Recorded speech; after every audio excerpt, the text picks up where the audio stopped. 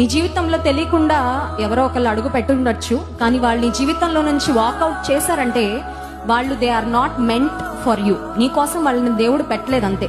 ఎందుకంటే నీ కోసం దేవుడు పెట్టుంటే వాళ్ళు నీతోనే ఉంటారు. If they walked out of your life, ఒకటే అర్థం చేసుకోవాలి, నీకు అన్నెసెసరీ పీపుల్ ని దేవుడు, నీకు తలనొప్పి అని ఆయనకి భవిష్యత్తు తెలుసు కాబట్టి వాళ్ళని ఆయన రిమూవ్ చేసేసాడు. ఆ ప్రాసెస్ కొంచెం పెయిన్ఫుల్ గా ఉంటుంది. ఎందుకంటే డేటింగో లేకపోతే ఫ్రెండ్షిప్ లేకపోతే రిలేషన్షిప్ లోకి వెళ్ళిన తర్వాత ఒక 2 చెక్క ముక్కలు అతికించేసాం అనుకోండి, ఫెవికాల్ వేసి, వాటిని విడదీయాలంటే చాలా కష్టంగా ఉంటుంది. సో ఆ మెమరీస్ లో నుంచి బయటకు రావడానికి it will definitely take a while, సమయం పడుతుంది. నిద్ర లేని రాత్రులు ఉండొచ్చు, కన్నీళ్లు ఉండొచ్చు, మోసగించబడ్డాను అనే బాధ, నా ప్రేమను స్వీకరించలేదు, రిజెక్ట్ చేశారనే బాధ, ఈ పెయిన్ అంతా చాలా డీప్ గా ఉన్నప్పటికీ ఒకటి గుర్తుంచుకోవాలి, అప్పటికప్పుడు మనకి సొల్యూషన్ దేవుడు ఇవ్వడు, కానీ మన ఫ్యూచర్ కొరకు ఏది బెస్ట్ సొల్యూషన్ అది దేవుడు ఇస్తాడు.